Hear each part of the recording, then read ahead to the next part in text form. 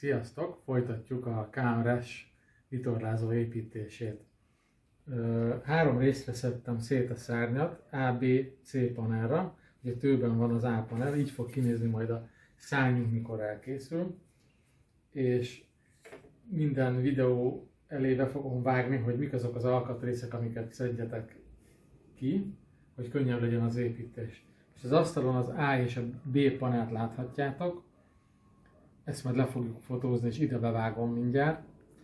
És azért A-B panellal kezdünk, hogy folyamatosan tudjunk haladni, mert lesz olyan, hogy elkezdjük ragasztani az A panelt, de azt félre kell tennünk, hogy kössön, és akkor mehet a B panel. Kezdjük.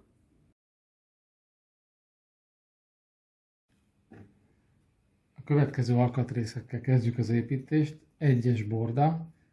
Az 1-es bordából van egy 3-as, egy 6-os, 7-es borda, 9-es borda, 7.2-es kiegészítő borda és a 9.2-es kiegészítő borda. A 7-es meg a 9-es egymásnak háttal állítod be, és ráragasztod a kiegészítő bordát, a 7.2-t és a 9.2-t. Ezt félrerakom, és az 1-es bordát, a 2 bordát, az 1-est meg a másik 1-est, ami 6-os anyagból van, ezt összeragasztjuk, faragasztóval. Amíg köt az 1-es bordánk, addig a 7-es és 9-es borda közé beragasztjuk a szervókeretet. Ugye ez így fog kinézni, így beragasztom, ide is. És ha ezzel meg vagyunk, akkor fel fogjuk ragasztani a pozícióra a 7-es és a 9-es bordát legelőször. Beragasztózom ciánakrilláttal a 7-es, 9-es és itt lent is.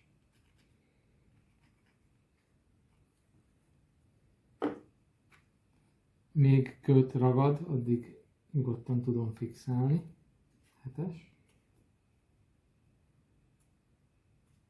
Most itt az videón, ezen a falapon nem ott vannak a pozíciók, az ne zavarjon, nálatok már jó helyen lesz. Így.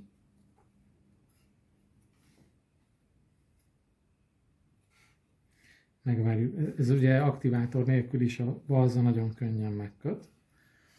De nem is fújtam rá aktivátor, de már megkötött. És van egy segédeszközünk, ez a panel határoló, vagy fésű. Ez mutatja nyíl, hogy ugye ez a szárnyvég felé néz. És azt segédként be lehet majd ide tenni.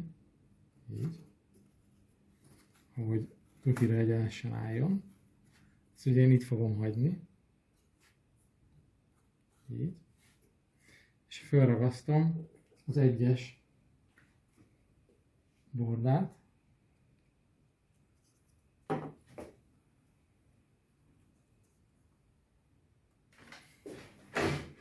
A 2-es és a 3-as borda az már rétegelt lemez, ez biztos, hogy nehezebben fog megkötni. Arra figyeljetek, hogy a felső résznél, az illesztőpontoknál azok mindenképpen stimmeljenek, hogy könnyen tudjál dolgozni. Bekenem itt is.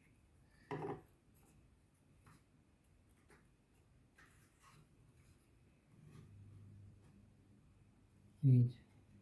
Nagyon vigyázz, hogy ne nyomd meg a bordának a közepét, mert könnyen eltörik. Ebből meg keveset kell használni. Ha 3-ashoz illesztem, és így tovább az összes bordát mostantól kezdve ugyanúgy be kell rakni végig, és majd mindjárt visszatérünk itt a 13-as bordánál. Közben az jutott még eszembe, hogy ezzel a méretre vágott fenyőréccel közben tudjátok ellenőrizni magatokat, mielőtt, amikor beraktok minden egyes bordát, akkor ide rakjátok a fenyőlécet, hogy valóban jól rakjátok-e, hogy bemegy a helyére. Tehát ez egy picit segít. A többi bordánál már csúsztatós lesz, ott már nagyon kell figyelni, hogy helyesen rakjátok a gravírokra. Tehát folytatjuk akkor a 4-essel tovább.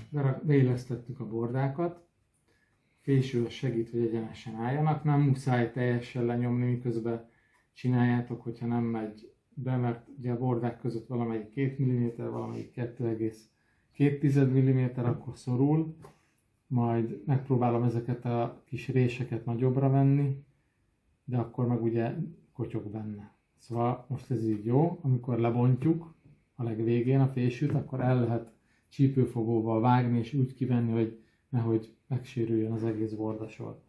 Térjünk rá a 15-ös bordára, ezt összeragasztjuk, 2-es és 3-as bordából áll, a belső belülre kerül, az 2 és 3 mm-ből vastagságúak a bordák, a 2 mm-es van belül, a 3-as kívül. Tehát a 3-asra ragasztom a 2-est, ezt összeragasztjuk. Megfűztem a bordát, addig amíg köt, és előveszem a 15-ös számú, vagy 15-ös gravírral ellátott alkatrészt, ami a V-állásban segít, és ez belülre, ide vonalra kell illeszteni, és ide kell ragasztani. Ugyanúgy ciánakriláttal, így, vonalra teszek ide egyszer egyet, teszek ide is egyet, megkötnek ezek a kis 15-ös gravírral ellátott alkatrészek, adunk neki egy kis ciánt, úgy, és utána ez az alkatrész a 15-ös időközben megszárad, akkor ide fogjuk ragasztani, így, ugyanúgy az illesztésnél, annyi különbséggel, hogy nekitoljuk a bordának, mert az adja meg a fokot, a dőlés szögét, hogy így egyszerűbb legyen a későbbiekben a feladatunk, és egy csöpp ragasztóval lehet is illeszteni. Ugye azért van a 3-as anyag kívül, hogyha szükség szerint lehessen belőle csiszolni. Itt is megfújjuk egy kis ciánakrilláttal, vagy aktivátorral. Bocsánat, hogy így húzogatom, de ide éppen, hogy egy pöttyöt teszünk, hogy ne tudjon elmozdulni. De a másik oldalra is éppen, hogy. És akkor így meg fog kötni. A 14-es és a 15-ös bordánál ne tegyetek ragasztót, mert itt egy csomó erősítést fog kapni, és hogyha most ide teszünk ragasztót, akkor nem fogunk tudni normálisan dolgozni, csak a küzdelem lesz vele. A másik oldalról is kapjon kis ragasztót, így, és meg fogjuk benne mozgatni a lécet, hogy kerüljön a bordához is lehetőség szerint. Most be van ragasztózva, és megmozgatom így. Így alulra is került egy kis ragasztó, és a felesleges ragasztót pedig egy kis faléc segítségével tüntessétek el, vagy vegyétek el. Eltüntettem a felesleges ragasztót, és most jön a következő léc. Itt is fogom a kis végét, és egy kicsit lecsapom, hogy könnyedén menjen be a helyére. És ugyanúgy szárazon végig tolom, nem röhögni. Így. Idáig eljutottam a 1-es, 2-es, 3-as bordához. Itt már föl fogom tudni emelni a lécet, ugye itt a legfontosabb, hogy erős legyen, biztos, hogy fogja a léc. Ide teszek ragasztót, mindenhol oda tesszük a ragasztót. Itt, ugye, ahogy elmondtam, nagyon fontos, hogy kerüljön a ragasztó. A többihez nem fog ragasztót tenni, majd mindjárt elmondom, hogy miért, csak nem húzom az időt. Óvatosan fölfele húzom, így, hogy ne húzzam le a ragasztót róla. És akkor beültetem. Nem nagyon nyomjátok meg, mert összetörik a borda. Tehát az van, hogyha én most ide teszek ragasztót, akkor a végeredmény már ugye készült 5 szárny, hogy ronda, hogy így megfolyik itt. Hanem amikor leszettem az egészet, akkor alulról fogok neki ragasztót adni, belülről. A következő lépés, a csesztlertokokat fogjuk betenni a helyükre, de ahhoz, hogy méretre vágjuk, először betolom, így, följelöljük, van 6-os meg 4-es is, mindegyiket a helyére beillesztjük, mindenféleképpen epoxi gyantával ragasztátok be. Következő lépés, miután beragasztottuk a csesztlátokat, mindenkinek bent van a helyén, remélhetőleg meg is kötött már. Két kicsi alkatrész, ez a mágnes tartó a féklaphoz. Azt fogjuk beragasztani, ide rakjuk a rajz szerint, ami itt láthattok, így fogjuk beragasztani, de kell bele a mágnes. Ezért első lépésnek fogjuk a tézaszalagot, kis ragasztószalagot megfordítjuk, így, és a mágnest, amit a kithez kaptatok, ezt belenyomjuk, így, mind a kettőbe, fejjel lefelé vagyunk, ugye? Egyszer. Majd egy pötty ciánakrillátot bele pöttyintek, így. Ez fogja megfogni a mágnesünket. Ezt félretoljuk egyelőre, de már meg is kötött.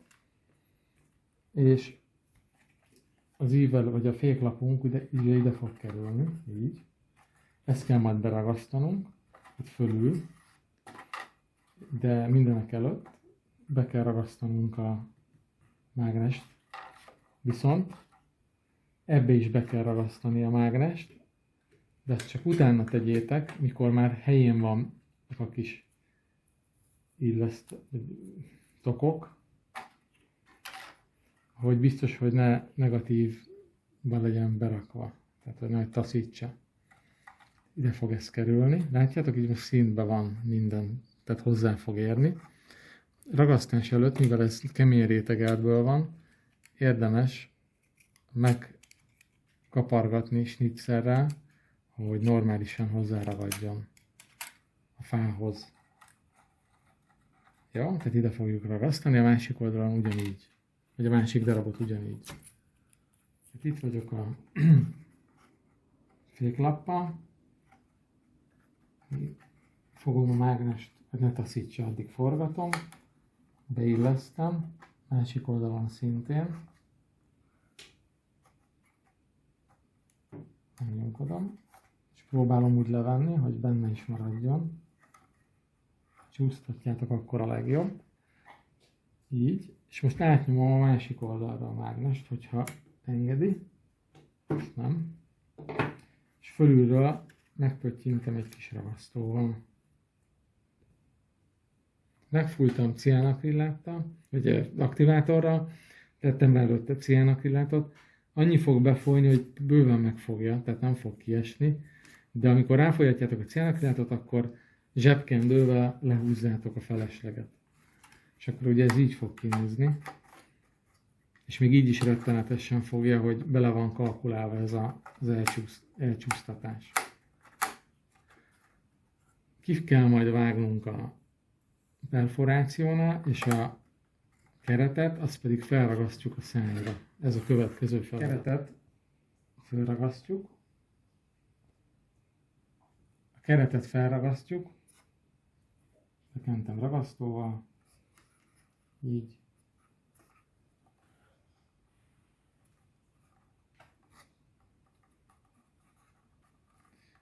Bár a bordákat egyszerűbb lett volna bekenni.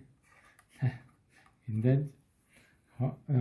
Gombostűvel lehet rögzíteni, mivel a rétegelt lemezen nem tudjátok átszúrni a gombostűt, így érdemes csak odaszorítani a balzába, beleszúrni, és a gombostű pedig oda szorítja. Így.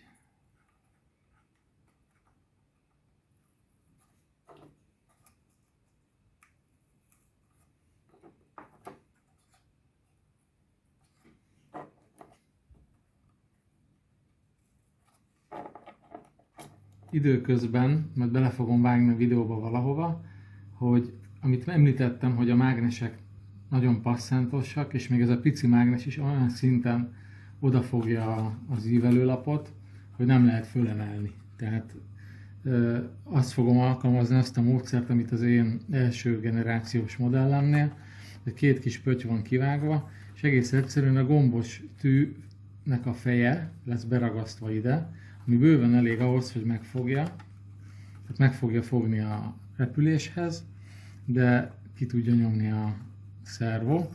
Ez pedig ki van vágva a kis luk neki. Ugye én elcsíptem egy ekkora kis darabot, hát elég macerás így berakni, de nem lehetetlen. Tehát ez így fog csatlakozni.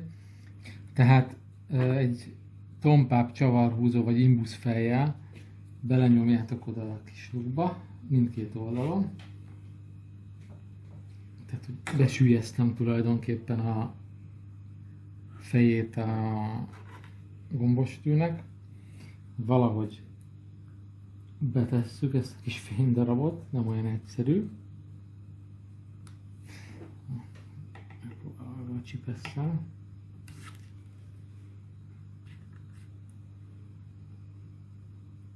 Hát, jó.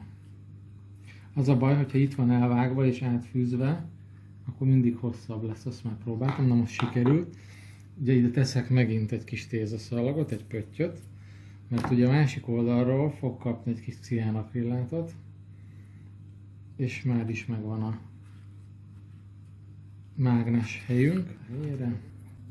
Tehát most csöppentek egy kis ragasztót mindkét oldalra, kap egy kis aktivátort,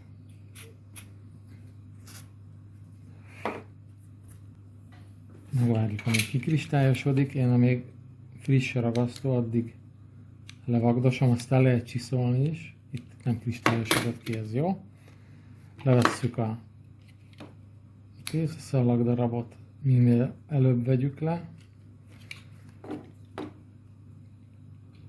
Tehát levettük mindkét oldalon a tészaszalagot, és akkor ez már is kultúráltabban odafogja. Tehát ez is pont annyira fogja oda, hogy ne nyíljon ki. Még nekem nincsen lecsiszolva rendesen, de így lesz a tuti. Következő lépés a belépő él felragasztása. Most ki kell venni a fésűt. Nekem a belépőjét úgy lehet nagyon egyszerűen és pontosan felilleszteni, hogy a 15-ös bordától a 4-es bordáig a belépőjelnek és a bordának az éle az síkban fusson, így, mert utána itt ugye torziós borítást tesz rajta, itt 1,5 mm-nek meg kell maradnia, de így a legegyszerűbb, hogyha tehát a 15-ös bordától a 4-es bordáig színbe fogjátok illeszteni. És hogy megmaradjon, hogy fölvegye az ívet az 1-es bordára, és a 15-ös bordához ciánakrillátot, aktivátort használunk, az összes többihez pedig rendes faragasztót fogunk használni. Először beragasztom a bordáknak az elejét faragasztóval. Hát itt elég nehéz, mindegy. Tehát beragasztóztam mindegyik bordát, a 14-es bordá, vagy a 15-ös bordánál ciánt adok, és egyszerűbb itt ide ragasztanom, meg ide. Ez a két borda fogja ugye megfogni azonnal, de itt illesztem legelőször. Így. Picit nyomva tartom, hogy kössön a cián, az ugye egyből meg fogja tartani. Itt illesztem, hogy fusson, így. És a legvégén pedig nyomom, és mivel ciánakrillát egyből megköt, kész is. És itt ugye végigfut a ragasztás. Hogyha van egy kis hiba, akkor lehet segíteni gombostűvel, tehát hogyha úgy látjátok, hogy nagyon távol van tőle, de itt nagyjából jók vagyunk. Sőt, mi több, oldalról még lehet adni neki egy kis ragasztót. Tehát kész is vagyunk.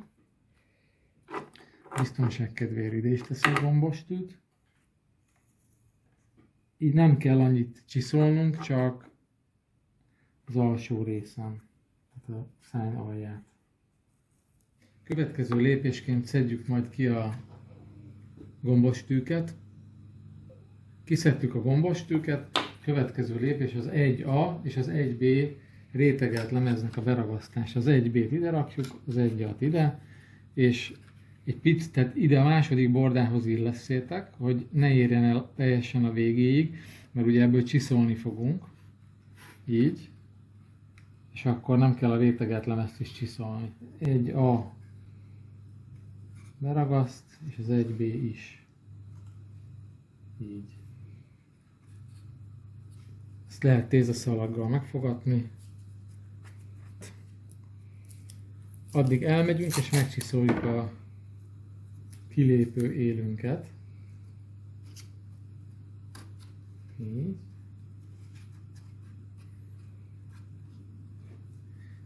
És ezt megmutatom, hogy hogyan lehet nagyon könnyen megoldani.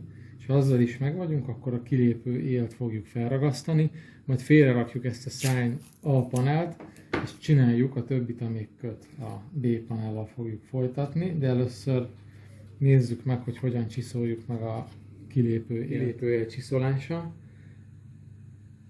Lehet egyszerűbben is, de szerintem ez a legeslegegyszerűbb módja. Kétoldalas ragasztószalagot felragasztottam az asztalra már előtte, hogy ne ezzel menjen az idő. Fontos, hogy ne a négyzetrácsosat, ami nagyon ragad, mert akkor nem tudjátok fölvenni. Ez egy sima, egyszerű kétoldalas ragasztószalag, ilyen, és ezt könnyen föl lehet venni, főleg ha poros lesz. Tehát megvan, hogy ez ide fog, tehát ez a jobboldali szárny kilépő él a panel. Ne közvetlen tegyétek a legszélére, mert akkor el lesz csiszolva nagyon, hanem ilyen 1 centire kb. Fölraktam ide, és fogom erre a célra készített csiszolódeknimet, és elkezdem megcsiszolni. Ha megcsiszoltátok, akkor fölragasztjuk a helyére. Ferdén tartjuk, itt a vége, tehát ahol 2 mm-es az anyag, abból nem nagyon veszünk el, szinte nem, itt a legvégén lehet valamennyit elvenni, de arra törekszünk, hogy ferdén tartjuk a csiszolót. Nem baj, hogyha ide vele csiszolunk. Így. Próbáljuk ugye elcsiszolni az anyagot. Szoktam mondani, hogy ezeket a kis könnyítéseket ne vegyétek ki, direkt hagytam benne, mert sokkal egyszerűbb csiszolni, nem akad meg a csiszolópapír. Arra figyeljetek még, hogy ne legyen teljesen elvékonyítva, főleg itt a végén, ugye itt van bent ez a kis ív, ezt nagyon könnyen el lehet csiszolni, tehát túl vékonyra, és már majdnem, hogy kész vagyunk. Hát ennyi, és akkor fel lehet, picit hagyjatok rá, nem kell tökéletesen csiszolni, mert amikor a szárnyunk kész van, akkor még lehet rajta alakítani. Fogom, most, hogy kész van, óvatosan a snitzerrel felszedjük. Inkább arra törekszem, hogy a ragasztó alatt fusson a snitzer. Valamikor tök könnyen lejön, de most minden nagyon tiszta volt, úgyhogy nehezebb. De azért nem megoldhatatlan. Ugye megvan a kilépőnk. Én még most sem szoktam kivenni, csak amelyik kipotyog darab. És ugye ezt fogjuk felragasztani a szárnyunkra. Van nekünk egy segédünk, a 15N és az 1N. Ezt föl kell ide ragasztani, így. Ezt elfelejtettem majdnem. Fel kell ide ragasztani, tehát a vastag felével elmegyünk ide a tartóig, és az 1N-nél ugyanígy, tehát az egyenes fele van lent, és ezt a két elemet ide beragasztjuk, fogja meghatározni a kilépőnknek a pontot. Beragasztottuk a 15N és az 1N segéd tartónkat, ez határozza meg a pozícióját a kilépőnek, és most elkezdhetjük szárazon felilleszteni, óvatosan, hogy ne törjük le, így, hogy minden stimmel, és ha stimmel, akkor lehet utána újra leszedni és ragasztani. De ebben nem teszünk rosszat, hogy kibe szedjük, mert ugye ellenőrizzük magunkat egyszer, másodszor meg ha valahol alakítani kell, akkor van rá még mód. Ha megnézed itt oldalról, akkor tök jól passzol a kilépő, tehát meg helyes profilhű a történet. Most levesszük, és mehet a ragasztás. Hát annyira profilhű, amennyire lehet.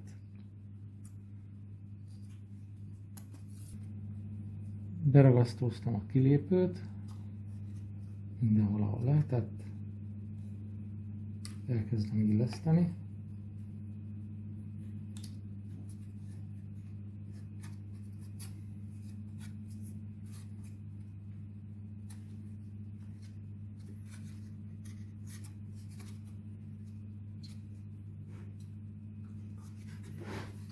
Ha kell, akkor gombostűt ugye lehet használni.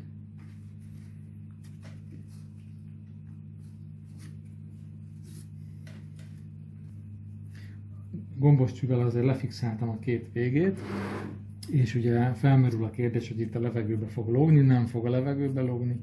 Most jön ez az alkatrész, BT, BA, ez a B az aljára megy, a T pedig a tetejére. Mindegyik elemünkből 2 darab van. Ugye most a tetejét fogjuk illeszteni, úgyhogy BT-ket elővesszük, és az egyik elemnek van egy szöge, az fog ide kerülni, és a másik pedig ide. Ezeket fogjuk. BT elem, ezt fogjuk ide illeszteni. Lehetőség szerint ide a 3-as széléhez illesszétek. Ha itt marad egy kis rész, nem baj, mert ugye csiszolni fogunk belőle. És itt a kilépőt egy picit meg lehet emelni, hogy színbe legyen. Meg ugye a tézaszalag majd össze fogja fogni, és alul is fog kapni egy rétegiet, a A alkatrészt. Tehát, de mondjuk itt segíteni fog ez az 1N, de lehet fél milliméter eltérés, akkor ugye rá kell segíteni. Fogjuk, beragasztózzuk a bordákat végig, 1-től 3-ig.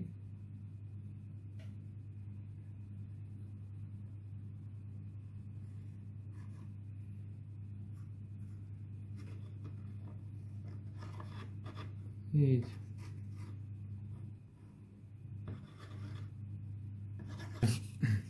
Majd a végén, hogyha azt az alkatrészt rakjuk a BT-nek a másik részét, akkor ott az élét is be kell, meg mindig mindegyiknek az élét be kell ragasztani.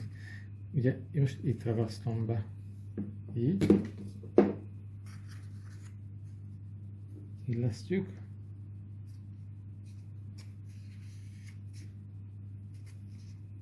És ehhez fog kelleni a tézaszalag. BT elemünk fog jönni, ugye valószínűleg ebből faragnunk kell. Először illesztek elől, még nem tettem rá ragasztót, tehát illesztek elől, de elől nem tettem rá ragasztót. Itt bejelölöm, hogy hol kell levágni, és itt a helyén levágjuk, óvatosan, éles snipszerrel, ne akarjuk egyszerre átvágni. 2-szer végighúzzuk rajta a snipszert, és már jó is lesz. Ellenőrizzük. Ha kell még belőle vágni, mint mondta, hogy nálam is, akkor még lehet vágni egy picit.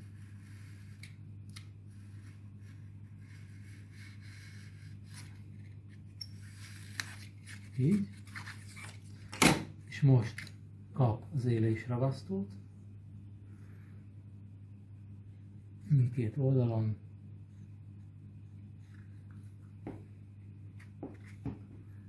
Így. Ez fontos, hogy meg legyen fogadva.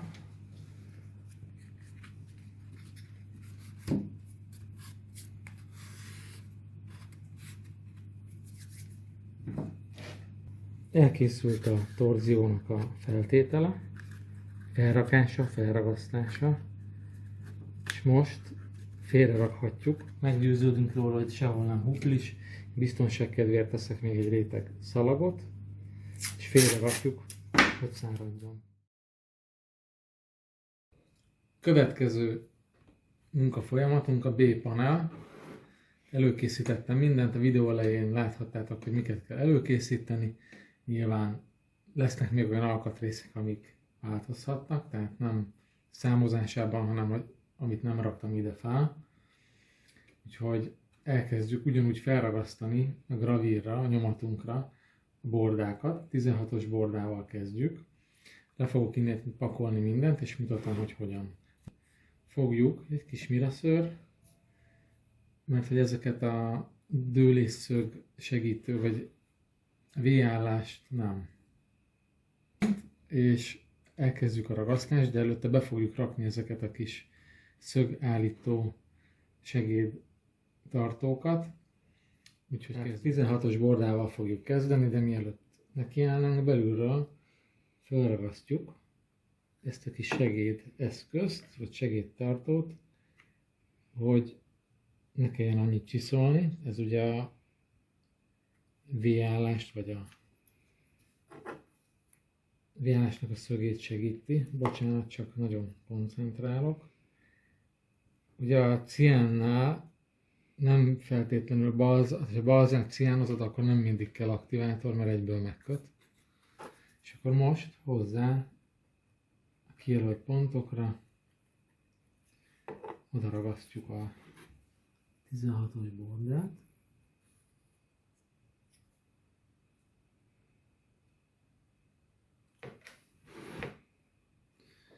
Jó. És neki nyomom ennek a kis tartónak, és egy pöttyragasztóval ragasztátok is neki, hogy ne tudjon elmozdulni. Így. És ugyanúgy folytatom a bordák felragasztását egészen a 30-as bordáig, ahol ugyanígy befele felragasztjuk ezeket a kis segédtartókat, de ne most ragasztátok fel, mert hogy építi az ember, útba lesz a kéznek. Ez a tapasztalat.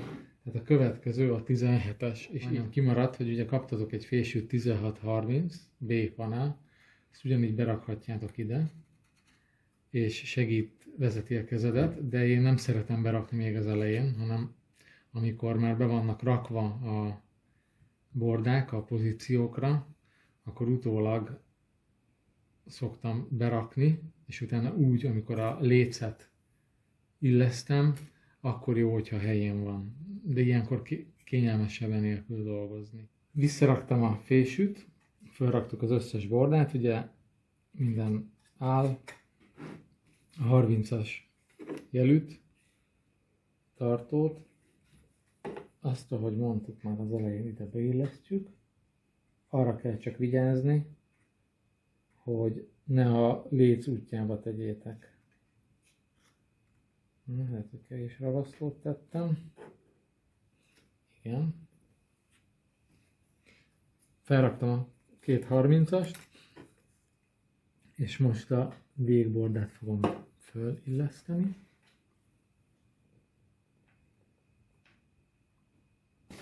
Mehet. Itt ugyanúgy, mint az elején, teszek egy pöttyragasztót, hogy ne mozduljon el. Ez adja meg ugye a szöget. Így. És miután ezzel meg vagyunk, folytatjuk a lécek behelyezésével, ugyanúgy, mint az előző bordánál, ugye ez a vékonyabb léc, hogy lehet avval segíteni, hogyha nem megy be simán a helyére, ami most hála Istennek úgy néz ki, hogy bemegy, akkor meg kell csiszolni a lécet, hogy ne legyen szőrös, akkor könnyebben lehet illeszteni. Én megpróbálkozom így, csiszolás nélkül. Innét. És majd meglátjátok, mi jelentősége annak, hogy itt hiányoznak elemek. Így oda fog kerülni a kis rétegelt tartó. Tehát hívjuk chesttartoknak, ez ide be fog menni, azért nincs ott anyag, és azért ilyen vékony.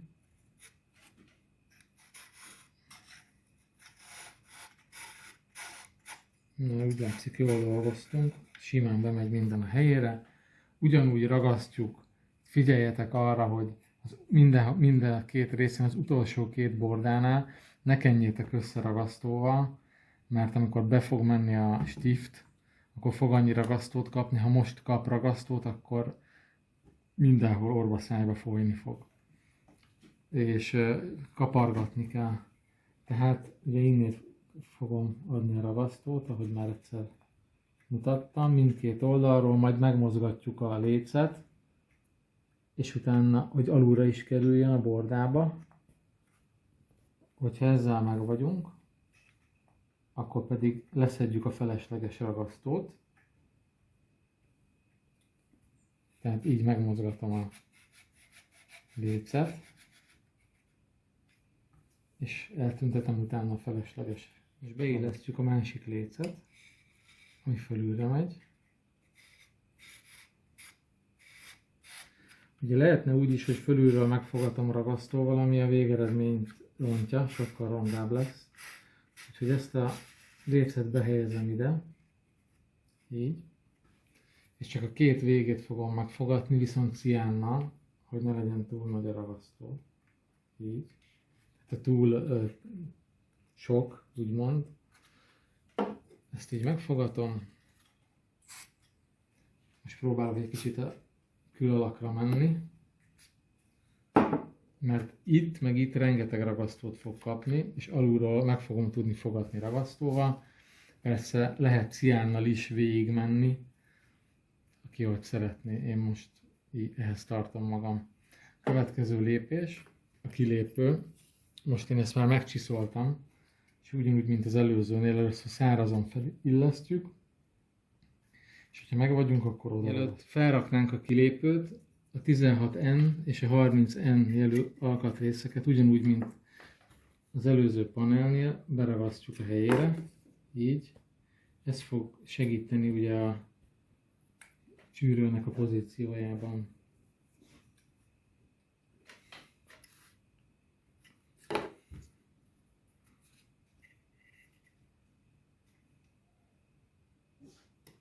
Így.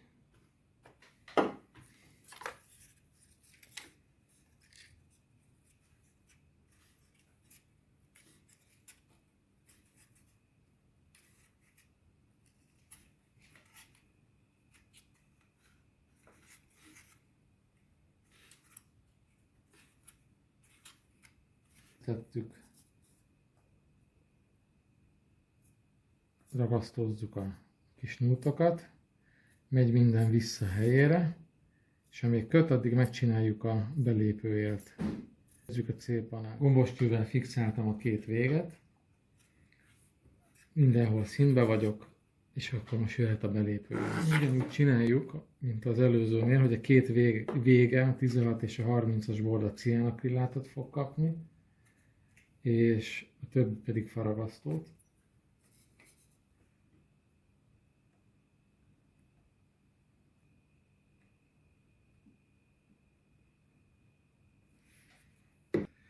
Végére felrakom a ciánt, és mint az előzőnél mondtam, arra törekedjetek, hogy a teteje síkban legyen, és akkor nem kell annyit csiszolni alul-felül, csak alul. Ugye most ez sokkal hosszabb ez a léc, ide nyomom az elejéhez, meg fog kötni, nyomom erősen, megkötött, megyek itt szépen sorba, ráillesztem, így, és a végén oda nyomom a végén oda nyomtam a ciános részhez, kicsit előbb ragasztót teszünk oda. Hogyha nagyon kirúgja magát a fa, akkor így oldalról egy kis cián tesztek, nem lesz semmi baja, csak megfogja, csak segédként, amíg köt. Lehet segíteni aktivátorral is.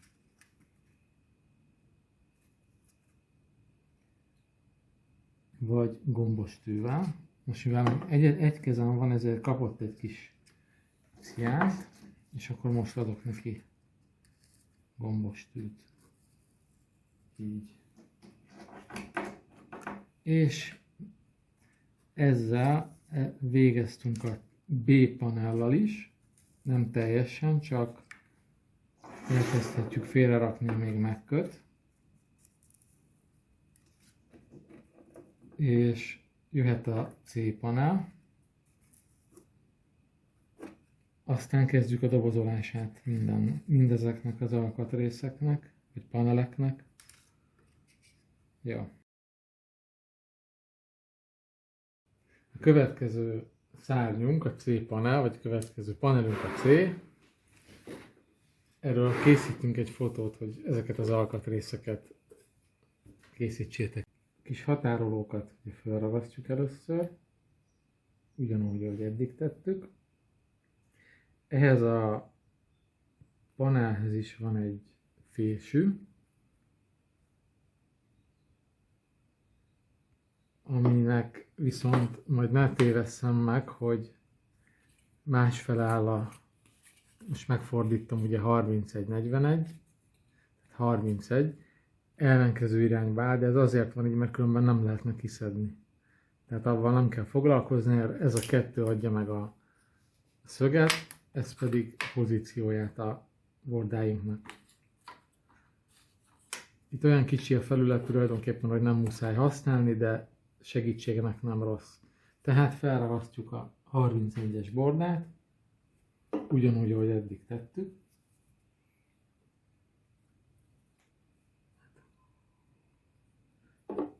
Itt is hozzá kell ragasztani, hozzá kell illeszteni a kis tartóhoz. Éppen, hogy csak egy csepragasztóval. Így el fogjuk kerülni a rengeteg csiszolást. És ugyanúgy, mint ahogy eddig, folyamatosan felragasztjuk a többi kis bordát. A félbordáknál a hátulját ne ragaszd le, elég csak az első részt ragasztani. Itt ugyanúgy beillesztjük a 39-es bordához, ugye ez segít beállítani a kilépőnket, és a 31-en, tehát 39-en és 31-en. Ez azért kell, hogy majd amikor ide tesszük a kilépőt, akkor ez helyesen álljon. Kilépőnket majd meg kell csiszolni, ezt nem fogom most levideózni, mert ugyanúgy, mint az előzőekben ugyanúgy történik. De ugye ezt a legvégére hagyjuk, a következő munkafolyamatunk a belépője.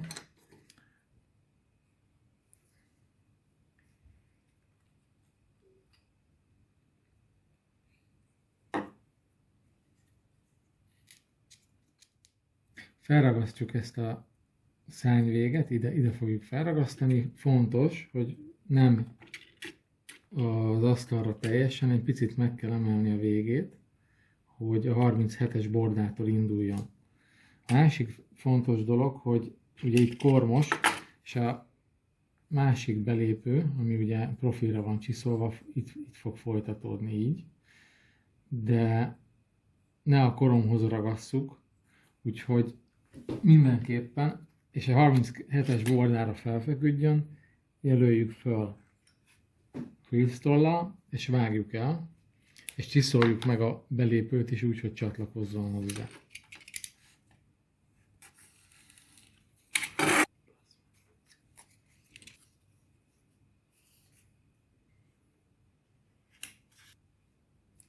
Addig faragjuk, amíg így a 37-es bordának a feléig ér, és belépő élünk is tökéletesen passzol, és ezt föl fogjuk most ragasztani. Faragasztóval kell ragasztanunk, kivéve, ugye ugyanúgy, ahogy eddig, ezt az élénél meg lehet majd fogadni pillanatragasztóval, hogy rá tudjuk hajtani. És itt pedig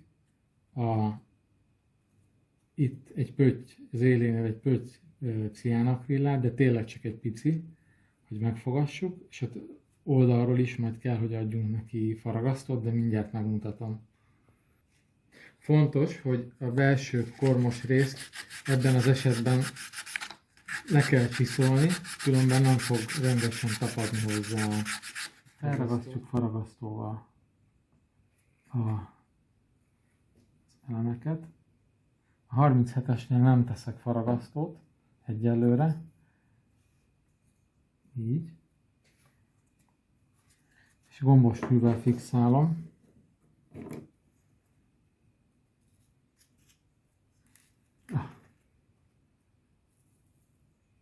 Tehát fixáltam a gombos tűvel a bordákat, ugye a 37-nél fontos, hogy fusson, és most fogom a ciánakrilláttal itt fixálni, de majd oldalról fog kapni rendes ragasztót, tehát faragasztót, a többinél faragasztóval, és a legutolsó bordánál, hogy meg tudjam hajtani ívre, szintén ciánakrillát, és belülről fog kapni faragasztót. Mutatom, hogy faragasztó mindenhova.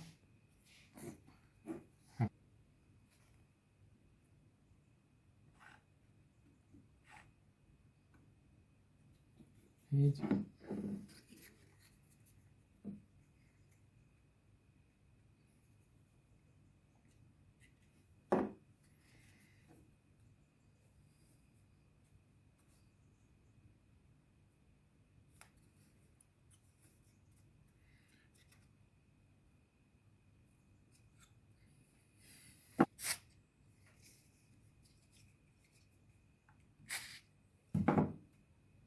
Így.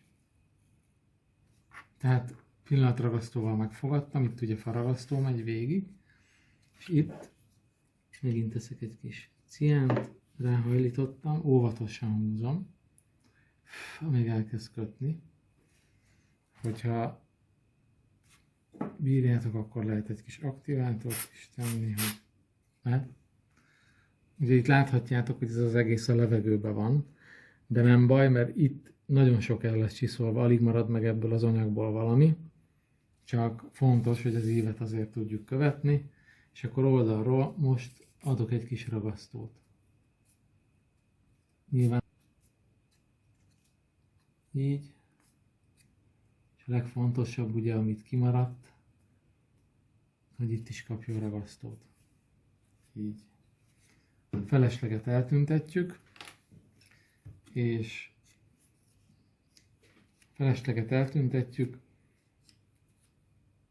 következik a léc beillesztése. Következő lépés, lécet berakjuk alulra, ugyanúgy, hogy a többi A meg a B elemnél.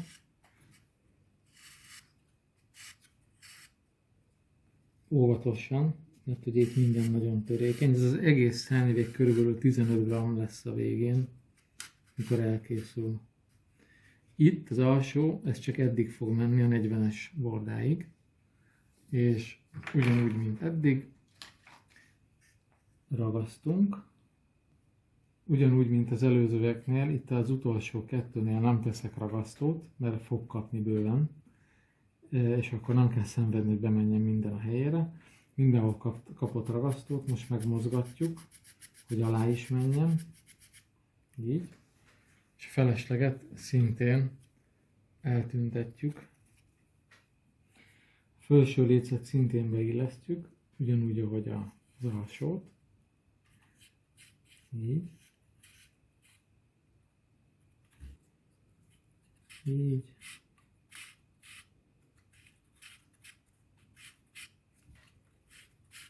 Teljesen a végéig beillesztjük, és ugyanúgy, hogy eddig beragasztozzuk. Ugye itt is úgy kellene csinálni, hogy másik oldalról ragasztani, hogy ne lógjon ki. Úgyhogy én csak ide a 41-eshez teszek egy kis ragasztót. Így. Meg ugyanúgy, ahogy eddig, a legelejéhez egy csöpp ciánt, ami beszívódik, és ugye itt nagyon törékeny az anyag. Így. A többit pedig, hogyha megfordítottuk a szárnyat, akkor szintén megragasztom. És egy kicsit fölhúzom, hogy ragadjon hozzá, és kész. És a következő momentum, amikor leszettük, akkor alulról fogom megragasztani. Most megcsiszoljuk a szárny kilépő élünket, és azt fogjuk ide fordítva, felragasztani, így ide fog kerülni. C-panelnak is meg kell csiszolni a kilépő élét. Itt arra figyeljetek, hogy itt viszont ide kívülre ragasszátok, amennyire csak tudjátok, mert itt nagyon keveset kell belőle csiszolni, és ugye fontos, hogy mindig fordítva, mert fejtetőn építünk.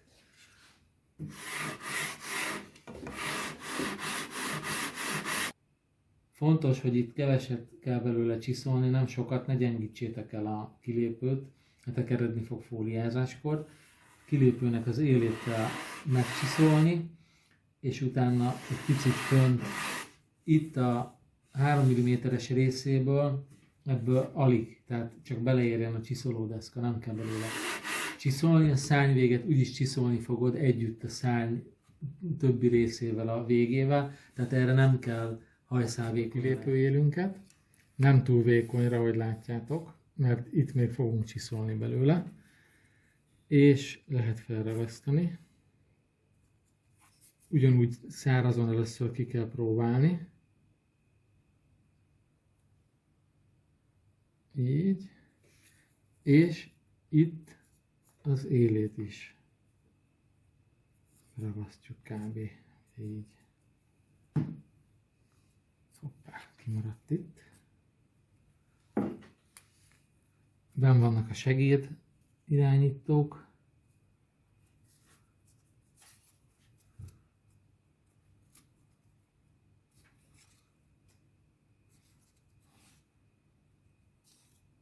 Csak óvatosan. Hoppá. Ugye ennek a szárnyvégnek az a kis segédtartó segíti meghatározni a szögét. Ugye itt is van egy, tehát ez direkt kell, hogy így álljon, a többit majd el kell csiszolni. Így. És elhúzom a felesleges ragasztót. És fixálom gombos tűvel. És amíg ez megköt, addig vissza fogunk térni az alpanelhoz, mert az már teljesen megkötött ugye tegnap óta. Hoppá. És folytatjuk tovább. Az alpanelt elővettük újra, levesszük a ragasztót, és megszabadítjuk minden gombos tűtől. Kiszedtük a ragasztót, és elfelejtettem, mit akartam mondani, de nem vágjuk ki. Szóval levágjuk erről a lapról, hogyha nektek ugye papíron lesz ragasztva, sokkal egyszerűbb lesz letördelni, de nekem le kell szedni a lapról, fogjuk a snitzert, és óvatosan elvágjuk a lábakat. Valamelyik már előbb el fog törni, mint kéne, de nem baj. Ti levágjátok a lábakat, ami tök egyszerű feladat lesz. Megvannak az alkatrészek, kivágtuk, minden egyes perforációnál szépen snitzerrel leszedjük, megvágjuk, és ezzel meg vagyunk, akkor folytatjuk az építést, hámozzuk ki a kész krumplibogár szárnyunkat. Most következik a alpanelnak a alja. Ezek a kis dobozolások a főtartóhoz fognak menni, a B jelű az a belépőjelhez, a K jelű a kilépőjelhez. És végig be kell dobozolni az egészet, ezért is ez a neve, hogy kámres, majd csak nyugodtan. Szóval egy kicsit nehéz dolgunk lesz, de nem baj. Mielőtt ezt elkezdenénk, még be kell tennünk az 1A és az 1B alkatrész, és ezeknek a rétegelt lemezeit. Az 1A alkatrész ugye ide fog bemenni, ezen keresztül fog majd a felfogató csavar bekerülni, vagy legalábbis érinteni fogja. Itt erősnek kell lennie a szárnynak. 2 réteget kell majd ide betennünk. Előtte nyilván megfaragni, szigorúan faragasztóval. Az 1B-nél szintén ugyanúgy ezt be lehet jelölni, ezt könnyű ezeket elvágni. Faragasztó, és a végén az 1B a tetejére, az 1A a tetejére, ezt is beragasztva, és utána jön a dobozolásnak a másik része, de itt már be kell tennünk rá vannak írva, hogy 1-es bordától 2-esig és a többi. Azt még meg fogom mutatni, most ezeket ragasszuk be, és haladjunk. Az 1B alkatrésznél a penge hegyével feljelölöd ugye ezt a szöget, és egyszerűen csak így elvágtam, és már mehet is vissza. Na majdnem jó, a fölösleget ezt félre rakjuk, és ezt sajnos még mindig vágni kell belőle, ugyanígy ide állítom, óvatosan levágok belőle, újra vigyázni,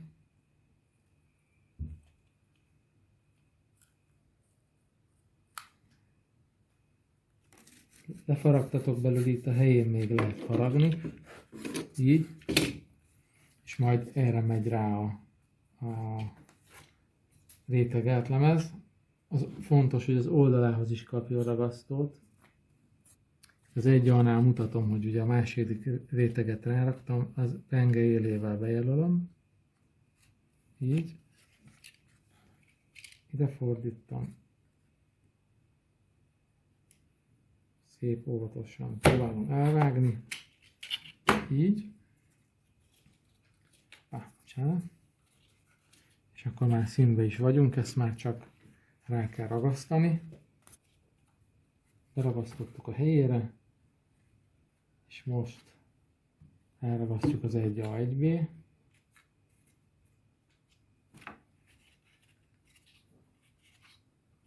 így. Biztonság kedvéért, amíg ugye itt építeni fogunk, még nem kerül rá torzió, addig a szalaggal lefogatjuk, pont ezért, hogy ne mozduljon el.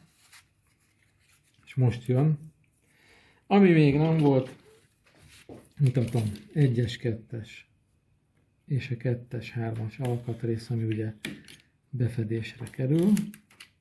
Tehát egy 1-es, 2-es kilépőhöz fog kerülni, hogyha ugye van jobbos meg balos, most meg kell, hogy fordítsam, 1-es, 2-es ide kerül.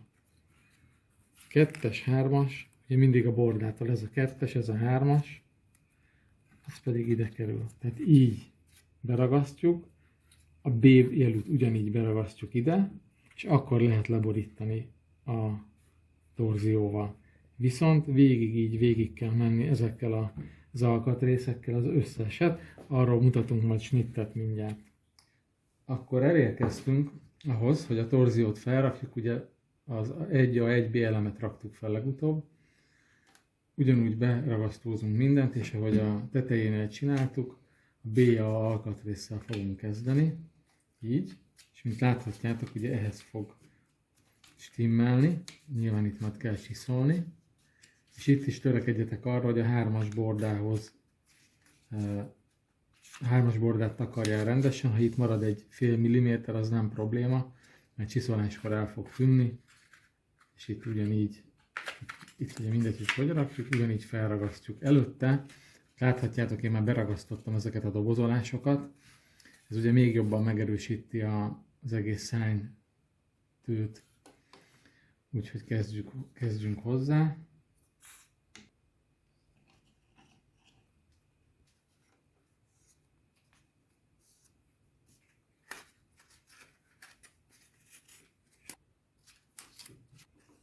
Jön a teteje, és az élét is beragasztózom, és ugyanúgy, mint az eddig a teteje. Szóval jön az aljára az utolsó lap, és ugyanúgy, mint a tetején bejelöljük egy kis ceruzával, hogy hol kell elvágni. Bármilyen egyenes segédeszköz megteszi. Így.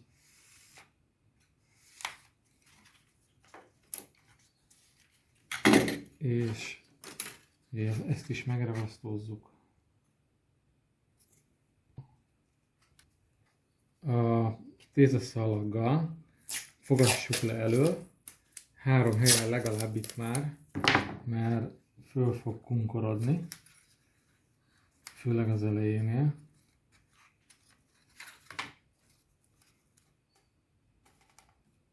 Így. És ha ezzel meg vagyunk, akkor ezt most félre kell raknunk, és folytatjuk a B-panellal.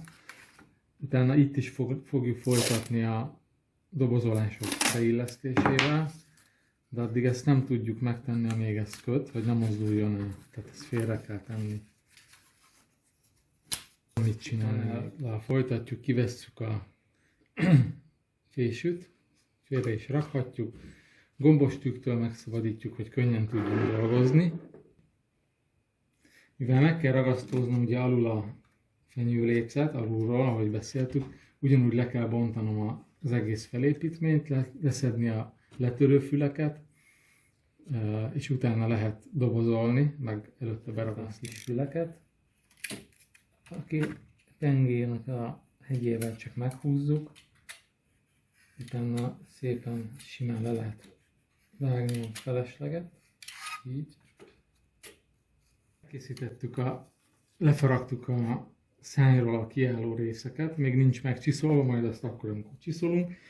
Megfordítottam a szárnyat, és ahogy mondtam, belülről a dobozolás előtt, tehát fontos, hogy majd ne hagyjuk megkötni a ragasztót, a dobozolás előtt elkezdem beragazgatni, megpöttyölni a lécet, hogyha kijön a ragasztó feltéve.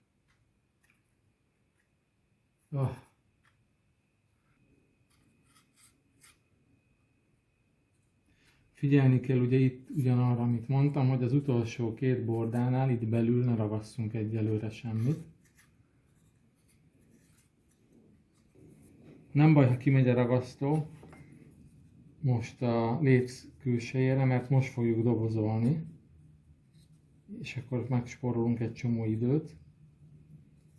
Így, tehát megragasztottuk ugye a lécet belülről is. És most kezdjük a békkel, ugye ez volt a 16-os bord, akkor 16-tól 17-ig végig bekenjük ragasztóval. Lehet előre egy 3 kis szakaszt beragasztózni. Ugye úgy csinálom, mert nagyon folyik a ragasztó, hogy az alját, az első egyik lécet megkenem, a másikra meg átviszem a ragasztót. Így. De jó, minden ragasztó. És arra is figyeljetek, hogy ragasztó kerüljön az oldalára is. Érdemes egy kis edénybe kinyomni a ragasztót, és akkor úgy kis boddarabbal, vagy pálcával, vagy ecsettel. Ugye azt Efromi mutatta az ecseteset, az tök jó. Itt nagyon vigyázzatok, hogy a résbe ne menjen. Itt mindig az utolsó 2 bordánál, szakasznál ott ugye vigyázni kell, mert ide még megy be a Chesterton, ne kelljen faragni, csak azért. Be lehet úgy is rakni, csak ne kelljen faragni. Megvan a 3 bordám, és akkor berakom ide 16-17-et, ugye ezt is B jelűt, fordítva kell berakni, és hogyha megnézitek, van rajta egy nagyon pici kis gravír, hogyha úgy kívánja a V-állás miatt, akkor azt ott le lehet vágni. Ugye, most itt kitámasztom. Ugye elvileg le is kell vágni, de hagyjatok rá, mert lehet, hogy attól függ, hogy kinek hogy sikerül ez a V-állás, ott lehet minimális különbség. Tehát 16-17, levágjátok, és akkor tökéletesen passzolnia kell bele.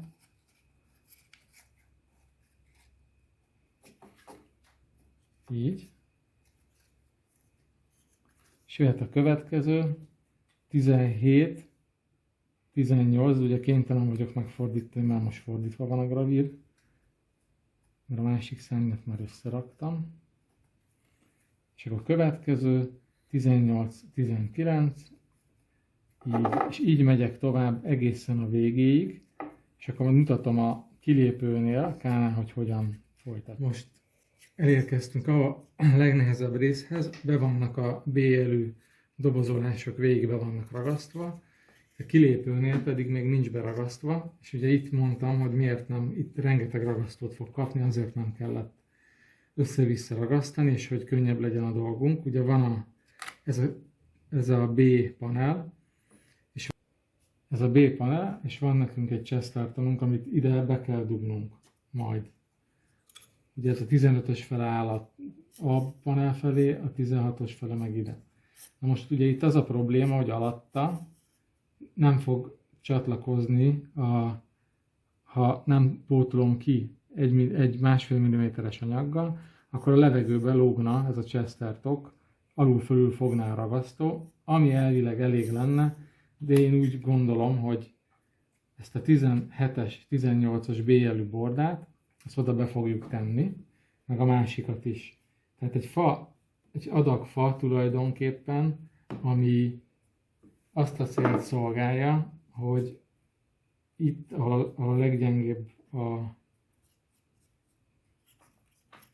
a szerkezet, itt lesz most a legerősebb, ahol ugye kell is, hogy erős legyen. Tehát berakom ide, ezzel a kis réteget lemez darabbal tök jó be lehet nyomkodni a helyére, és a másikat is, 16-17. Itt lehet, hogy majd le kell belőle vágni. Igen, hogy be is van jelölve. Fogd meg, légy szíves. Tehát itt bevágok belőle.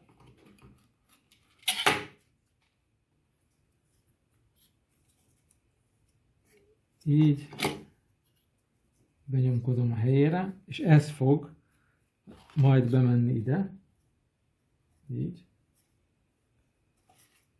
De ez a legnehezebb része, itt óvatosan, türelmesen kell dolgoznunk. Belepróbáljuk tulajdonképpen a stimmele. És ennek a tetejére szintén fog menni egy 16-17-es, ez a vékony anyag, ez a 1 mm-es, és annak a tetejére fogjuk rátenni a borítást. De tehát mielőtt ezt megtennénk, és beragasztanánk, csiszoljuk meg a koromtól a rétegelt lemezünket. Ha nem csiszoljuk meg, akkor nem fog hozzáragadni. Folytatjuk ugyanígy a másik oldalon ezt a vékony anyagnak a beragasztását, de mindenek előtt itt be van perforálva a 30-as bordánk. Azt ki kell vágni, hogy be tudjuk tenni a Chestertont. Ezt vágjátok. Kodak. Van még film. Na, tehát előkészítettük a kis rétegelt lemeznek, ami a V-állást adja a helyét, kivágtuk, de szárazon belepróbáljuk, hogy ne akkor szerencsétlenkedjünk vele, amikor tiszta ragasztó minden. A 30-as gravírjel, ugye a 30-as borda fele fog menni. Kicsit megtévesztő, mert vastagabb a Chestertok a másik irányba, de ebben ne foglalkozzatok. Viszont van rajta egy kis gravírjelölés, hogyha kell, akkor le kell vágni ebből a rétegeltből, hogy összeérjen majd a szárny.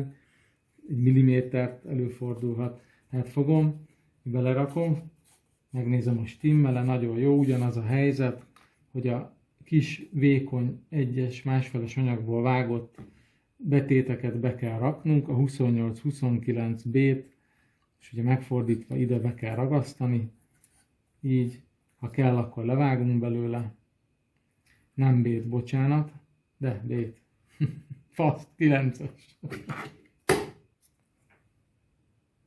Tehát levágom méretre egy kis fadarabot, hogy szintbe legyen, és legyen mihez hozzáragadni ennek a kis Chestertoknak. Ide fogom betenni. A 29-30-ot szintén beragasztjuk. Most én nekem ki kell kapargatni tűvel. Ha nem tudjátok berakni, akkor tűvel egyszerű beilleszteni, és akkor ezzel benyomkodjátok a helyére. Beragasztjátok, utána újra benyomjátok ezt a kis rétegeltet így, hogy minden stimmele, és kiveszitek, nem hagyjuk, hogy belekössön, mert amikor összerakjuk a szárnyat, akkor még illesztünk, csiszolunk, minden tuti, akkor lehet ráragasztó. És a legvégén fog rámenni a K jelölésű, a borda, ami befedi az egészet, azt a legvégén fogjuk föltenni. Tehát most folytatjuk azzal, hogy beragasztjuk, és utána az összes bordára ezeket a kis K jelű elemeket föl fogjuk ragasztani, abból még mutatunk egy snittet, és akkor haladunk tovább. 29-30-et, és most megyünk végig, befejezzük a dobozolást, és én most itt több ragasztót raktam, de el fogom osztani, mert ugye szélére is kell tenni, így.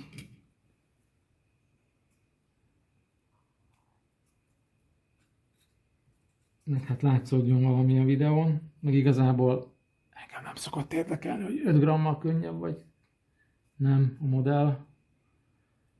Meg most ugye ez azért készül, hogy készül. Megyünk tovább, akkor megkeressük a hozzávaló elemet. 26-28, 26, 28K, így. Ez ide fog menni. Van rajta egy kis gravír.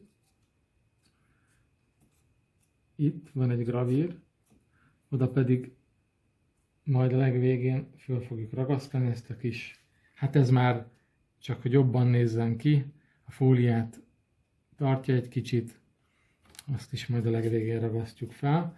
Viszont azt szeretném elmondani, hogy egy vizes szivacsal tudjátok megkönnyíteni, hogy van itt egy vizes szivacs, és amikor ragasztós lesz a kezed, akkor ebben le tudod szedni a ragasztót, valamint a modellünkről is fölösleges ragasztót le lehet szedni a szivacsal, semmi baja nem lesz a gépnek. Tehát így megyünk tovább. 24, 26. Így végig megyünk a bordákkal, a legvégét kihagyva, mint azt már nagyon sokszor megemlítettem, mert az kelleni fog az illesztéshez. Nagyon macerásnak tűnik ez a megoldás, de azt tudnotok kell, hogy azért van így megcsinálva ez a modell, ez a RES modell, nem karbonnal, mert számomra az jelentette a kihívás, hogy vajon meg lehet csinálni csak fából, és meg lehet, tehát nem lehetetlen, nem lifeg a levegőbe, és bírja a kiképzést, de, bocsánat, nem beszélve arról, hogy így tud valamivel olcsóbb lenni a mai helyzetben, mert ha ez körszövött karbonból lenne, akkor csak a karbon értéke 15-20 ezer forint, lehet, hogy amire a videó felkerül, addigra 25. Úgyhogy most ez így lett megoldva. Tehát beragasztottuk a K elemeket, és vannak ezek a kis végbordák, amik ugye így jönnek majd a gravírra felragasztani. Ennek nincsen semmi jelentősége, esztétika csupán, viszont csiszolás előtt ne ragasztjátok fel, mert mi felragasztottuk, és ahogy csiszolod, belakad a kezed, letörik, stb. Legvége. Ugyanúgy, ahogy ezt a Chestertont is. Viszont amit be tudtok ragasztani, itt látjátok majd a rajzon azt a B4-et, B3 ide a kis merevítéseket a sarkokra, azokat ragasszuk be, félre rakjuk, és utána következik az A elemhez való visszatérés. Ezt a kis háromszöget egyszerűen be tudjátok rakni, ha be van ragasztozva, beszúrjátok a gombostűt, nem kell a tufa ujjat oda beerőltetni, és akkor innét megfogatjuk. Ugye ez a háromszög az erősítésre való, itt a sarkában szintbe van, szintbe tudjátok csak tenni, a többinél meg középre, hogy ne legyen útba majd a csiszoláskor.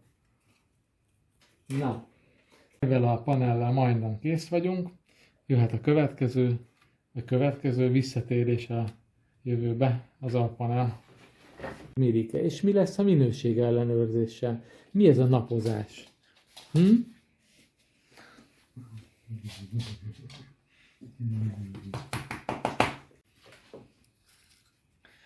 Visszatértünk az alpanelhez, leszedjük megkötött már a ragasztó, leszedjük a balzát, a tézaszalagot a balzáról, és elkezdjük ugyanúgy, mint az előző panelnél fölragasztani a torziókat, a dobozolást, Istenem. Mirike, ez jó lesz így? Jó lesz így? Mert ez felháborító. Nem? Nem jó. Hát? Ja. A B elemeket, a B belépő élhez való kis dobozolásokat beragasztjuk. Ezt lehet a végéig vinni teljesen. Majd a másik oldalánál nem. És kis fadarabbal elkenjük, vagy ecsettel. És akkor térünk vissza majd, hogyha már ezzel végeztünk. 3-as, 4-es borda közé. Na, így nagyon nyomjátok oda. Így. 4-es, 5-ös. És így megyünk végig. Nedves szivacsal a felesleges ragasztót le tudjátok minimalizálni. Nyilván nem áztatjuk el a fát, így. Oké. Beragasztottuk a belépőél dobozolásokat, vagy a belépő felüli dobozolást, és most jön a kilépő.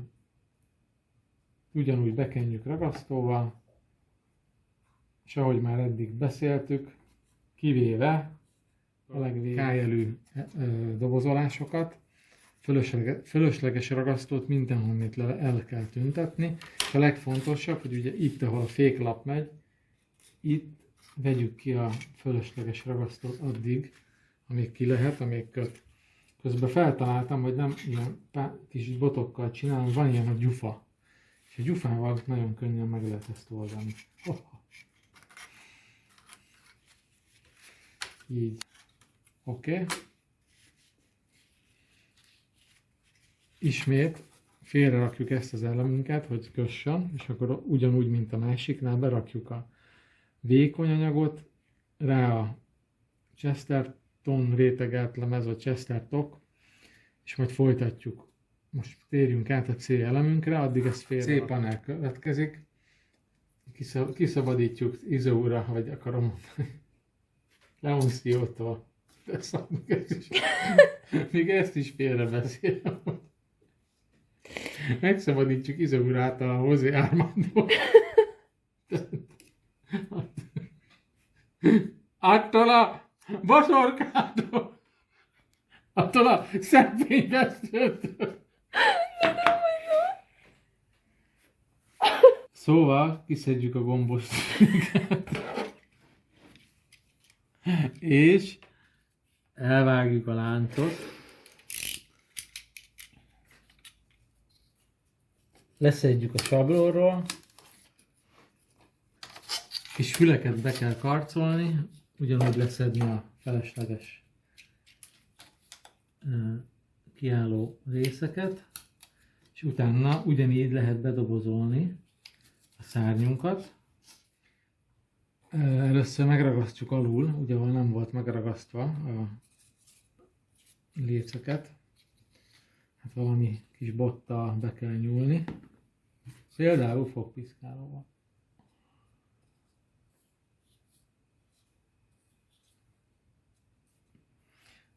Ennél a szányfülnél arra figyeljetek, hogy a második, tehát a 32-33-as B jelű alkatrészt ne rakjátok fel, mert ott fog átjönni a Chesterton, nem kell átrakni.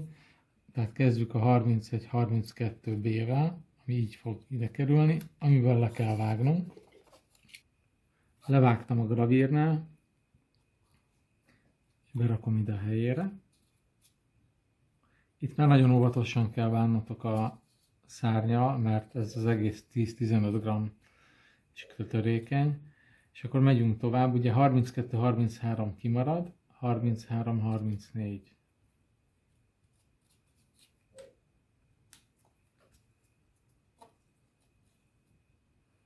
Így tovább egészen a végéig. Kis fadarabot ide az utolsó bordához érdemes bevágni, amit ugye nem lehetett kivitelezni építés közben, úgyhogy bármilyen megmaradt fadarabot beragasztunk ide, hogy faragasztóhoz úgyis hozzáköt, és legyen egy kis kitöltése, hogyha a szány végre esik, akkor azért valami fogja. Így. Ugye, amit mondtam nektek, hogy itt ki kell hagyni, mert ez a Chesterke, ide belemegy, a 31-32-es vékony anyagot majd ugyanúgy beragasztjuk, mint eddig. Ez majd, amikor jó ragasztós lesz, ez itt be fog menni, így, és van ott egy gravír, ott fog találkozni, tehát itt átmegy a bordán, és majd innét a másik oldalról fog kapni balzát, ugyanúgy, ahogy eddig, meg egy fedőlapot. Mindjárt mutatok egy kész szárnyat, és akkor látni fogjátok. Tehát itt látható, hogy átjön a Chester, itt, és ugye itt ezért nem kellett ragasztani semmit. A K-alkatrészeket ugyanúgy, kivéve, hogy eddig, a legvégéhez nem nyúlunk. Fölragasztjuk, beragasztjuk, elkenjük, 33-35-ös jelűtől folytatjuk, és így végig teljesen be lehet ragasztani ezeket a K-jelű alkatrészeket, megvárjuk, amíg megköt, és újra visszatérünk a többi panelünkhez. Végünk megkötöttek a dobozolások, ennyi alkatrészünk maradt vissza, amit föl tudunk tenni ide az a C1, így, ide fogjuk beragasztani, és a C2. Ezeket beragasztjuk, és utána minden elemet befejezünk, tehát ugyanígy be tudjuk tenni a C1 alkatrészekre, ezt végig fogjuk mutatni, utána meg kell csiszolnunk a szárnyakat, a belépőjel, kilépőjel, mindenhol csiszolás következik. Ezek a kis segédelemek, amiket fogtok találni a csomagba, a bordához tartozó, például itt a 31-es bordához tartozó kis forma, hogy mi a helyes belépő élforma, amire le kell csiszolni. Ugye ott az élénél fog találkozni, lehet úgy segíteni, hogy filctollal vagy valami tollal fölrajzolni, de nem feltétlen kell, tehát pont ugyanilyenre, hogyha nem fogjátok tudni kicsiszolni, az sem dráma, de azért hasonlítson a belépője. Emberek vagyunk, nem biztos, hogy sikerül elsőre. Úgyhogy azért van hozzá ez a kis segítség. Kettőt ideillesztem. Így. És lehetőség szerint megfogatjuk. És utána a C1-et ugyanígy. És következik a másik panel. Ezt megköt, és így elő van készítve a csiszoláshoz. A többi alkatrészt egyelőre nem fogjuk akkor hozzára tenni, vagy beragasztani. Ezzel a gombostűvel így egyszerűbb dolgozni. Így.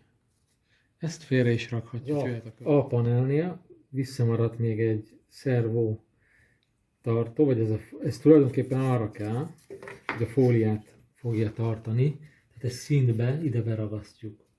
Így, hogy színbe legyen, és akkor ide, így néz ki ugye a szervó tartó, tehát erre ragasztjuk rá a szervót, és majd ezzel együtt fogjuk ide csavarozni, így, és ez azért kell ide, hogy a fólia legyen mire fóliának feltámasztva. Beragasztottuk ezt a szervó 7-9-es kis fadarabot.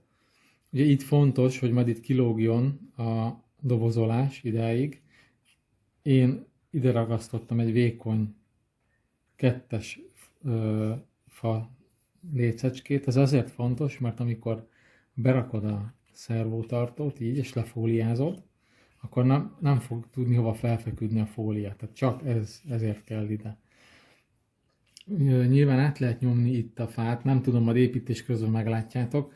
Én nem tudtam, mert a fa valamikor 2 mm, valamikor 2,2, azt már nem tudom átpréselni, úgyhogy így oldottam meg. Lehet, hogy ti nem fogtok ezzel a problémával találkozni, mert a fának a mérete az megfelelő, de nekem le kellett vágni, hogy be tudjam tenni a torziót.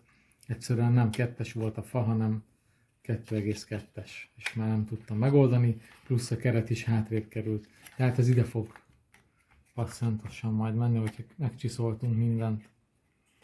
Így. Ezeket a kis végeket, 6-os, 4-es, ezt majd ide fogjuk tenni. Ez majd csiszolás után, hogy ne akadjon bele a kezünk. Tehát ez is elő van készítve, beleraktuk a A2, A1 kis háromszöget, úgyhogy mehetünk csiszolni. Itt láthatjátok, hogy minden elő van készítve. Így. És utána folytatjuk hamarosan. Visszajöttünk a csiszolásba.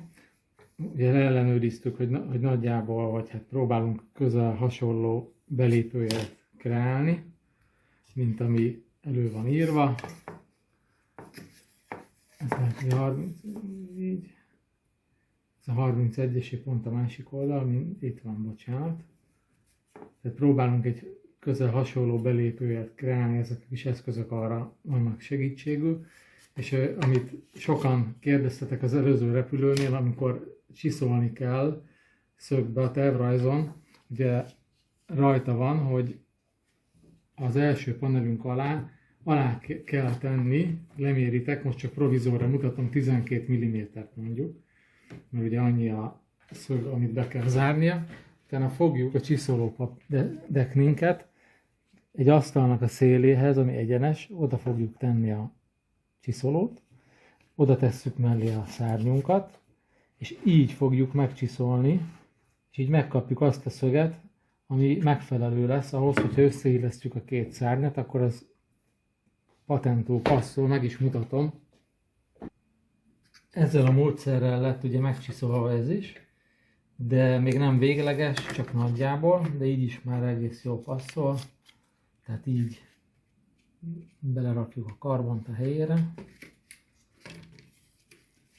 Akkor láthatjuk, hogy passzentos alul-fölül, és megvan a szöge is. Amikor mindkét szárny teljesen össze lesz rakva, illesztve, akkor még ugye csiszolni kell majd rajta. Most a panelek vannak nagyjából megcsiszolva.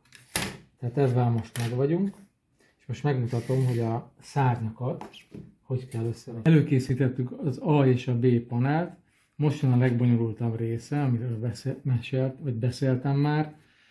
Itt ugye, hogyha jól dolgoztunk, akkor volt egy szögbeállítónk, hogyha egymás mellé tesszük, akkor tök jól fog illeszkedni, segíteni fog még ugye a rétegelt lemez, ami szögbe van vágva, de egy pár milliméter tudunk mozgatni, ami itt pár milliméter, az itt centik.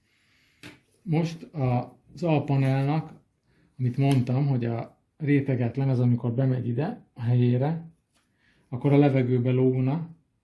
Azt akarjuk, hogy itt legyen a legerősebb, úgyhogy ide egy kis ragasztót befolyattak, és a vékony rétegelt lemezeket berakjuk. Ehhez a kis rés kitöltés szerepe van, ehhez már hozzá fog ragadni simán az alkatrészünk. Így. Hát most ugye, amit mondtam, hogy megfelelő hosszúságú legyen, nekem nem jött össze, hogy ki kell vennem. Tehát beragasztottuk alulra ezeket a fadarabokat, most ebben be kell kényszeríteni, hogy utat csináljon magának, hogy majd amikor építkezünk újra, akkor könnyen bemenjen, de most már a ragasztó nem a levegőbe fog, vagy a cseszkertakunk nem a levegőbe fog lógni. Tehát egyszer meg vagyunk ezzel, másik oldalon már megcsináltuk. Most fogjuk, beragasztjuk a bordát, így.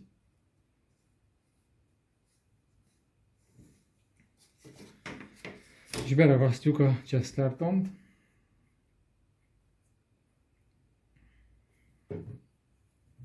Betoljuk a helyére. Innen rakhatunk ragasztót is nyilván. Így. Került mindenhova. Így. A másik oldalon szintén teszünk egy kis ragasztót. Itt már megpróbáltuk, hogy simán összemegy. Tökéletesen passzol. És ugye itt van az, ami a tervrajzon látható, hogy a nulla ponttól, tehát ugye ezt megcsiszoltuk, itt nem lehet elrontani, ez amikor össze van dugva, akkor az A panel az adott lesz, hogy 12 mm-rel föl fog állni, de most itt lent vagyunk a földön, ez így egy földön, a vízszintben vagyunk, és tehát összedugtuk a szárnyfelünket, és ugye rajzol látható, hogy itt a vízszinttől 57 mm-t mutat, de most ugye a panelünk az nem áll fel 12 mm, hogy egyszerűbb legyen számolni, 57-ből levonjuk a 12 mm-t, az 45 mm-nyit kell a vízszintből, most ráteszek egy kis súlyt, tehát annyit kell itt felállni a 45 mm-t. Kiméritek, alátesztek valamit, ami 45 mm, és akkor össze lehet gombostűzni, és csipesszel összecsipeszelni a szárnyunkat. Nyilván ezt szárazon meg kell próbálni legelőször, ne akkor derüljön ki, hogy nem stimmel.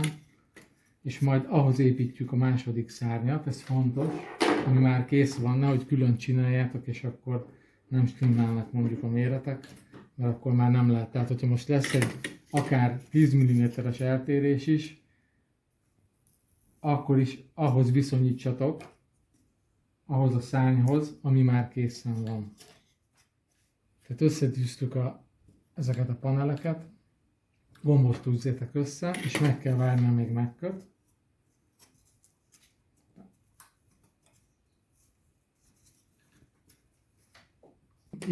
Ide koncentrálj meg.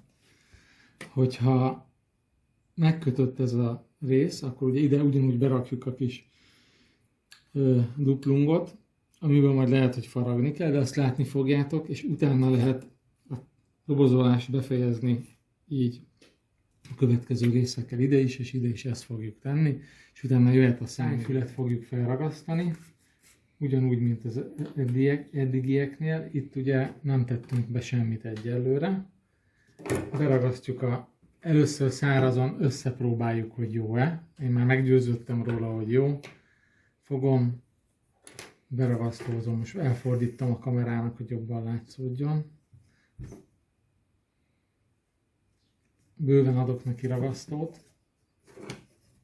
Hozzátenném, hogy Páskai Feri modellező kollega nem is tette bele ezt a stiftet, csak hozzáért a felület, és úgy is működik, nem szakad le, nyilván egybe kell fóliázni, viszont hogyha odavered, akkor lepattan, vissza lehet ragasztani, hogyha berakod a rétegelt lemezt, akkor nem fogod visszaragasztani, akkor törni fog.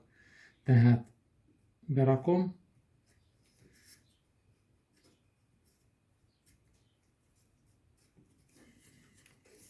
ütközésig, eszközt keresek, amivel meg tudom. Ragasztót elhúzom, hát most nagyon sok ragasztót tettem rá, ezt rákenem ide a szélére, mert úgyis kelleni fog. Tehát a 29-30 és a 29-28 vagy 28-29-es kis lapkákat berakjuk ide, így. És a következő ugye a 30-as, ebből le kell valószínűleg vágni, nem jó, pont jó lesz. Így. Ennek semmi más szerepe nincsen, mint egy ragasztó kitöltő szerepe. Ezt most így hagyjuk, és amit látjátok, egy fél millimétert kilóg, azt majd snitzerrel levágjuk. Viszont összeragasztjuk a két felet. Ilyenkor ugye nem jó, hogyha gyors kötésű ragasztóval dolgoztok, mint én például, mert amíg magyarázok, addig megköt a ragasztó. Fogom, összetűzöm.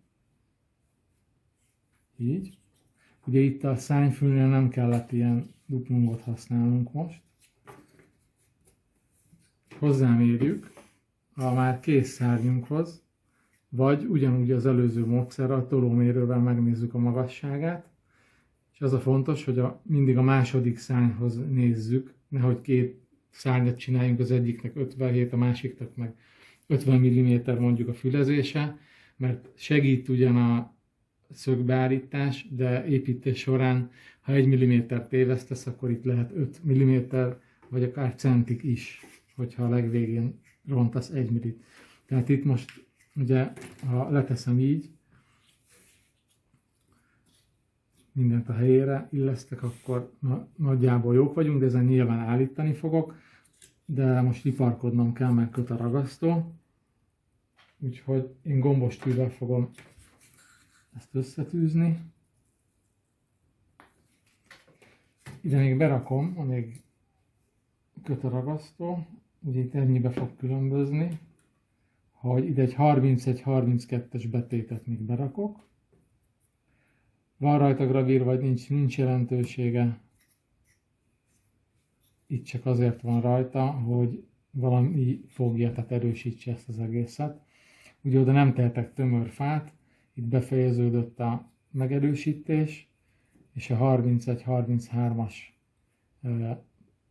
végzáró, tehát dobozolást fogom felrakni. Tehát a 31-32 vagy 33 K-jelű vagy dobozolást beragasztottam. Teszek ide mindenhol egy kis ragasztót. Ez egy nagyon érzékeny része a modellünknek. Így. És végül, ha megkötött, akkor ide fogjuk berakni a utolsó, hol van, alkatrészt. Itt ugye kilógó részt, amit mondtam, azt simán levágjuk snitzerrel. Így.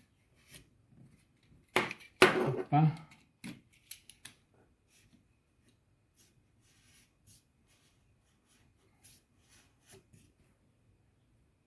Tettem ide egy kis ragasztót.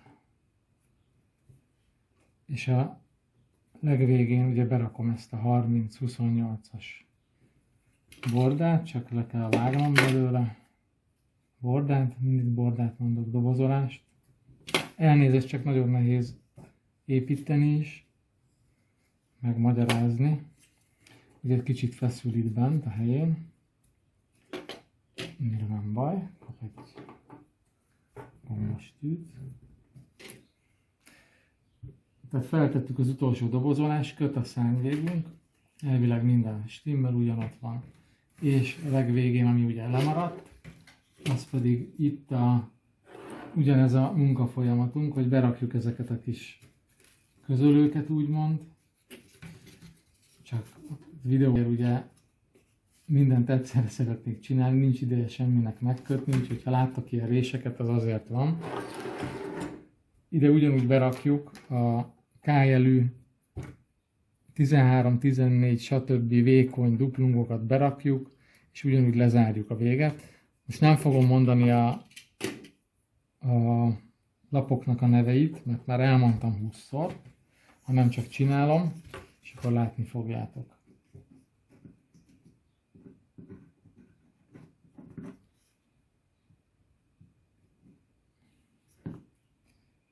Tehát 17, ez ide megy, így. Benn van a 13, 14, 14, 15-ös betétünk, és erre már csak a fedőréteg fog menni, ez, meg a másik, és hagyjuk száradni egy napig. Amíg ragasztósak a dolgok, addig tudtok variálni, hogyha nem egyforma, akkor még lehet nyomorgatni, de óvatosan. Milyen szakkifejezést lehet nyomorgatni? De hát mindenki így csinálja, csak úgy csinál, mintha nem így csinálna. Értitek? Fogd meg, légy szíves. Itt is levágom a fölösleget. És dobozolásba ment a helyére. Majdnem kész vagyunk, már csak ez van vissza, ez való ide. De itt ugye ugyanaz a helyzet, hogy le kell belőle vágnunk egy fél millimétert. Megnehezíti a helyzetet, hogy ez még köt. Levágtuk. Utolsó alkatrészünk. Helyére kerül. Gravírnál eddig mindig el kellett vágni, nagyjából. Így. És elmondhatjuk, hogy kész van a modellünk. Most összehasonlíthatjuk a két szárnyat, hogyha még valamit tudunk húzni rajta, akkor azt lehet. És ezután, ha ez kész van, akkor még mindig csiszolni kell egyet a szárnyon, összehangolni a dolgokat a belépőért. És a szárnnyal kész vagyunk, jövünk vissza a törzs ragasztásával.